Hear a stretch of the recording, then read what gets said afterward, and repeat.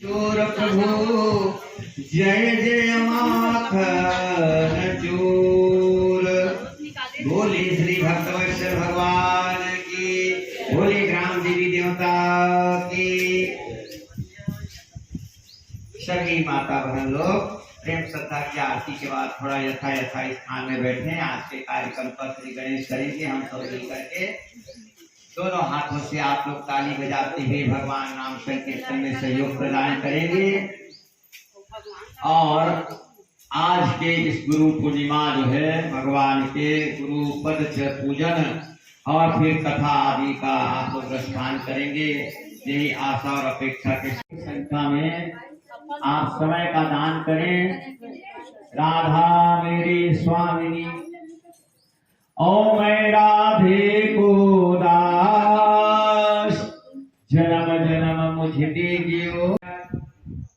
तो मौत को सब कोई डरते हैं भाई, आया है जाना है, लेकिन बेमौत मरना जो है उसको भी अच्छा नहीं माना गया।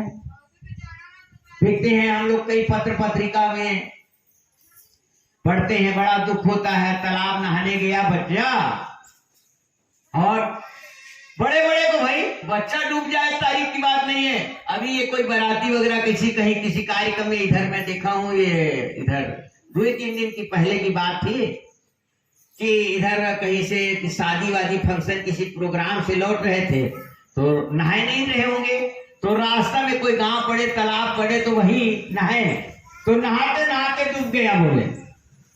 तो इस दुनिया को तो भव सागर कहते हैं। ये गीता का गुरु ग्रंथ संत और भगवंत का सहारा ले लिया। माता बहने गुरु का भी काम है आपको रास्ता बताते रहना। बेटो संसार में रहो पर टाइम निकालना पड़ेगा। अच्छा आप हम बताएं, देखो आदमी कितना भी तकलीफ में रहे दुख में रहे, पर आदमी भोजन के लिए टाइम निकालता है नहीं निकालता है। ठंडा का दिन है, सर्दी हो गया, खांसी हो गया, नहाना भले छूट जाए लेकिन खाना छूटता है। हो जाती है तो वहीं पर फिर सब कुछ व्यवस्था हो जाती है। तो बड़ी बड़ी इतनी सुख हो भाई ना, तो मन ऐसे है तो मन कथा सत्संग में हो भाई। और कहा है कई जगह इसने कथा चलत रहे थे बेचारी मन, हाँ गर्मी में खूब बड़ी बना कर रख लेते हैं।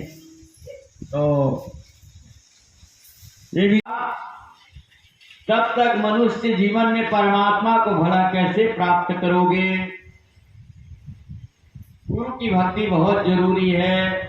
और जिन जिन लोगों ने गुरु के प्रति विश्वास किया तो उसने भगवान को पा लिया।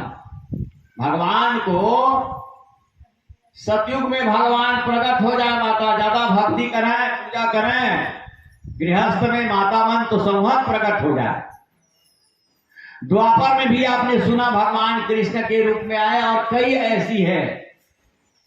और इस तरह से सतयुग त्रेता द्वापर तक के भगवान जो है, और कलयुग जो है ये भौतिक युग है।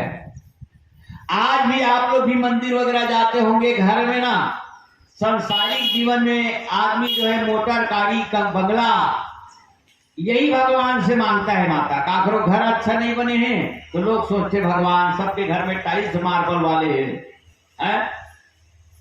और तो इस तरह देखो भौतिक सुख सुविधा की मांग रखते ही संत होगा।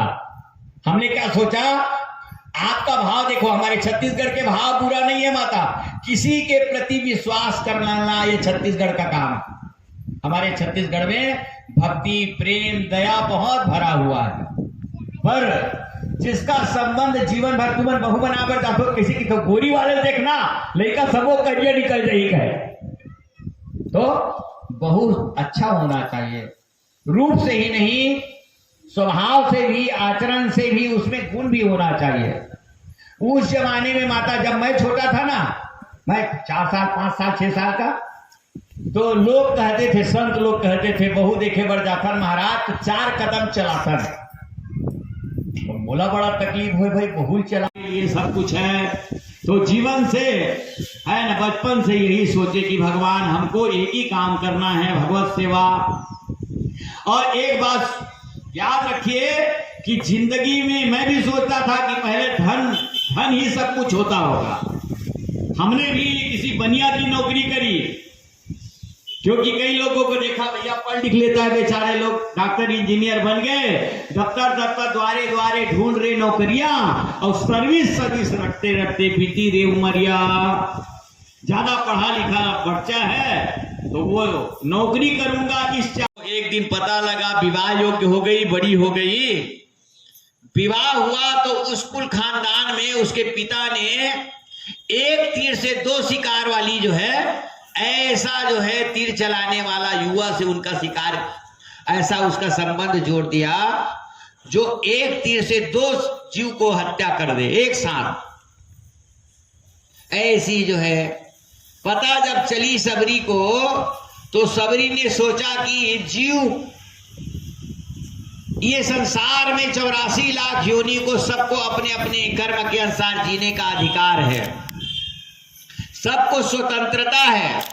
पर स्वतंत्रता का मतलब ये नहीं है जैसे ये रोड है या गली है, ये जो है गली जिसमें सबको चलने का अधिकार है, पर लड़ाई कब हो जाती है? अब रोड है तो हम पर्ची उतार देते हैं महाप्रसाद, अब पर्ची फिर वो घर में शामिल हो गया, फिर पर्ची। जिस गांव में ट्रक लगते थे ना, कई गांव की बात बता रहा हूं, आपके तरफ की है तो गांव बहुत अच्छा है, जंगलपुर जहां का ग्रेटीकरण है, आप भेड़ी कला जाओ ना तो हर घर में पानी बहते रहते हैं, माता है, व्यवस्था नहीं है। ये बेचारी हमारी गुड़िया है भेड़ी कला, पूछना वो घर गांव के गली सब लगना बड़ा कठिन है? तो ऐसा भी जो स्थिति लोग जो है, मेरा अच्छा बात है कि अधिकार है आपको, 2 भाई यदि है और आंगन का बीचों बीच बंटवारा हो जाए और बड़ा भाई कहता है मैं बड़ा हूं रे, मुझे 1 हाथ ज्यादा मिलना चाहिए, तो झगड़ा होगा कि नहीं होगा? झगड़ा हो जाए।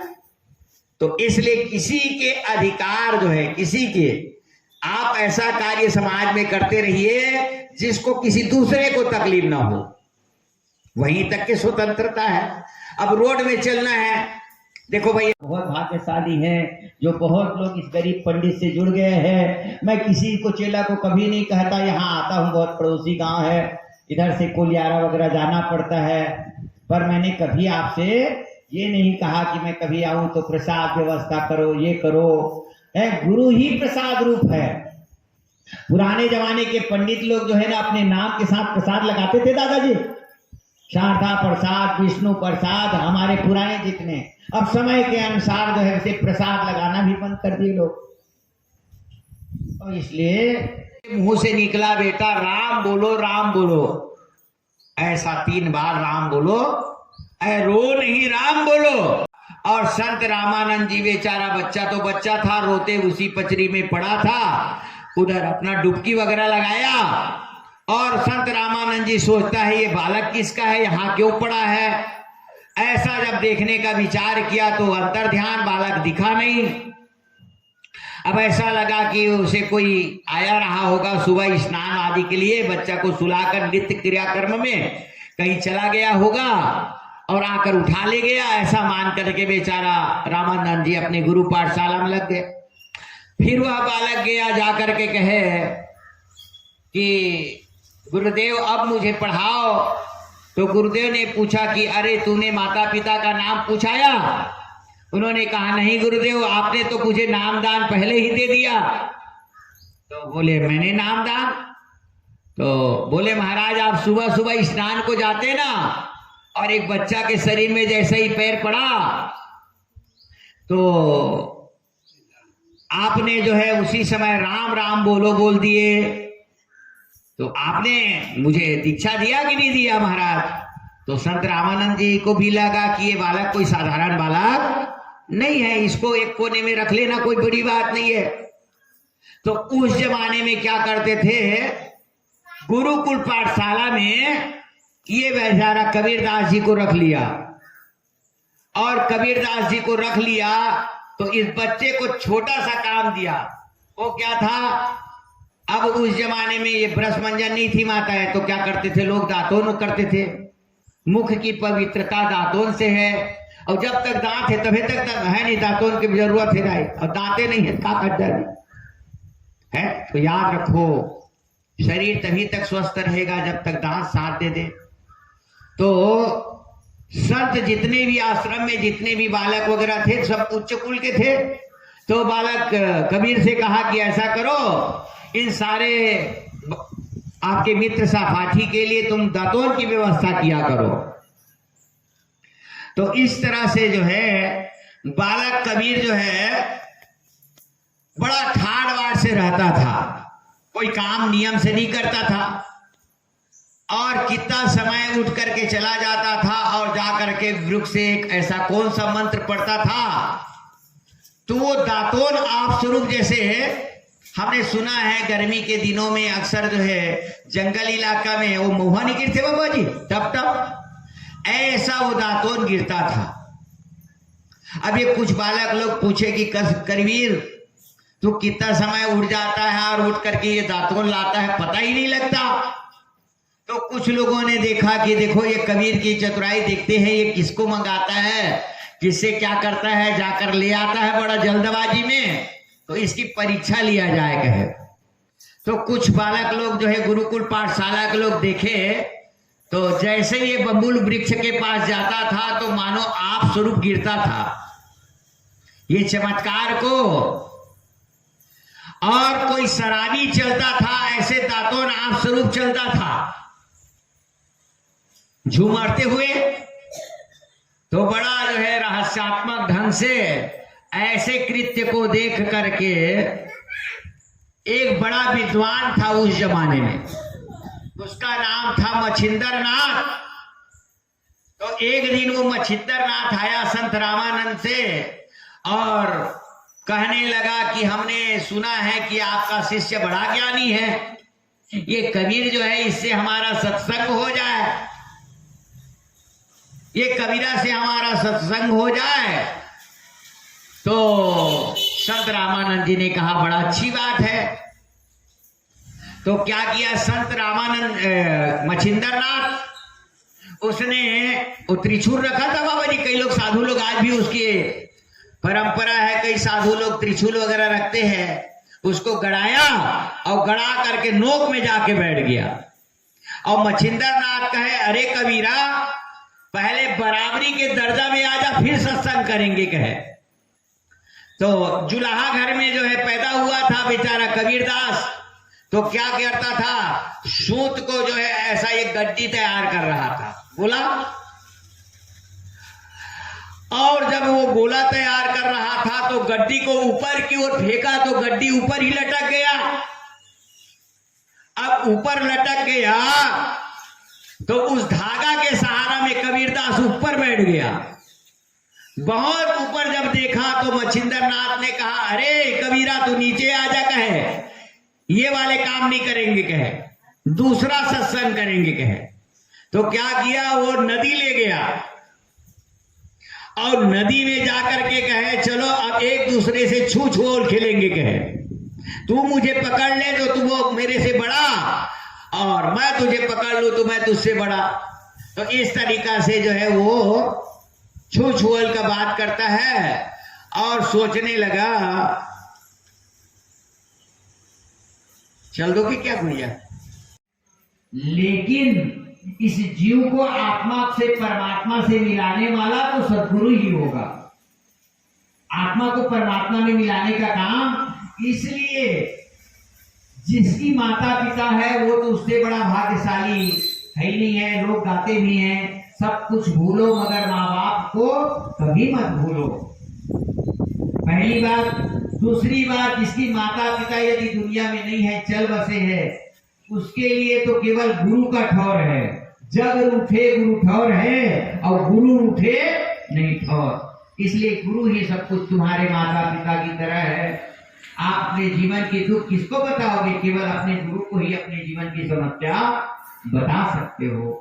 इसलिए गुरु का ठौर, गुरु को माता पिता से भी बढ़कर इसलिए कहा गया क्योंकि माता पिता जन्मदात्री है, मास्टर डॉक्टर बनाने के काम कर देता है, उसे योग्य पात्र बना देता है, पैर में खड़ा कर देता है। पर ये जीव रूपी आत्मा जिसके लिए तड़पता है उस भगवान को पाने के लिए, जब माँ के गर्भ में हम लोग उल्टा लटके रहते ना, उल्टा लटकना कितना कठिन है जानते हो ना, सिर्फ आशा करने वाले को पता है। कई लोगों को सर्दी बहुत होती है बरसात के दिनों में, तो अक्सर उसको शीर्षासन कराया करो। उसको क्या कराओ? शीर्षासन कराओ। देखो इधर मोगली में एक लड़की थी ऐसी छोटी हाइट की, उसको उसके आपको इसीलिए नाम जो है कोई किसी का बड़ा, देखो सिया राम सीताराम ऐसा नाम रखते थे उस जमाने में। तो आप भगवान का भी नाम लो ना तो बड़ा सुंदर जो है सीताराम कहो तो बड़े जल्दी। उस जमाने में माता एक पुस्तक आती थी, हमारी एक दादी, हमारे दादा के माँ होती थी, उनसे हमने देखा था माता जी, उस पुस्तक में वो राम का नाम, सीताराम जो नाम था वो 1000 लिखे रहते थे। उस जमाने में कम पढ़े लिखे थे माता जी।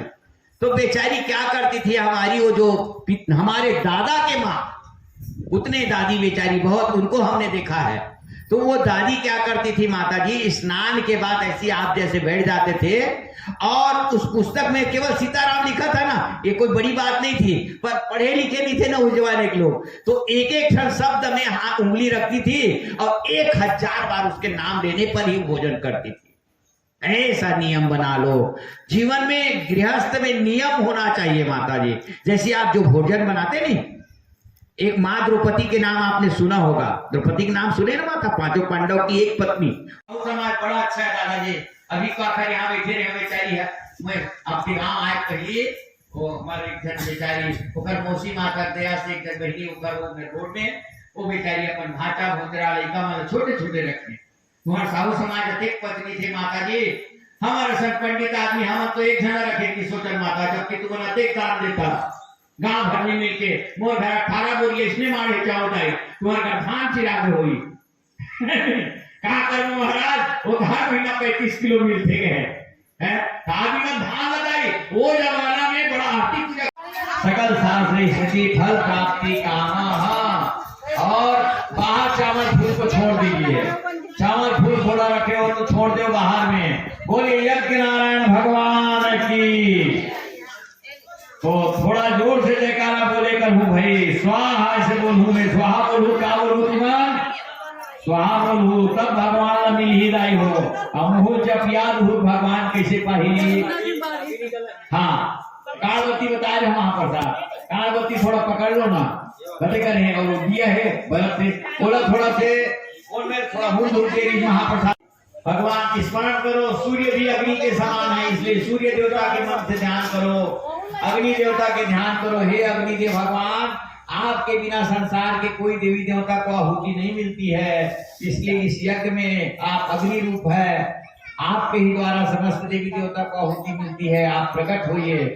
और ग्राम देवी शीतला की स्मरण करो, माँ जगत के रक्षा करने वाली दयामयी शक्तिमयी, हम इस यज्ञ में उपस्थित हुए हैं तो दिव्य रूप से ओम नात्रे स्वाहा, ओम मित्राय स्वाहा, ओम यमाय स्वाहा, ओम वरुणाय स्वाहा, ओम सूर्याय स्वाहा, ओम भागाय स्वाहा, ओम विषये स्वाहा, ओम पुष्णे स्वाहा, ओम सवित्रे स्वाहा, ओम तुष्टे स्वाहा, ओम विष्णवे स्वाहा, ओम अश्वभ्याम स्वाहा, ओम तत्वे स्वाहा, ओम दक्षाय स्वाहा, ओम अश्वे स्वाहा, ओम सत्याय स्वाहा, ओम कालाय स्वाहा, ओम कामाय स्वाहा, ओम अस्वराय स्वाहा, ओम रोचनाय स्वाहा, ओम पुरस्वे स्वाहा, ओम अद्राय स्वाहा, ओम सोमाय स्वाहा, ओम अग्निताय स्वाहा, ओम महेश्वरे स्वाहा, ओम शुक्लाय स्वाहा,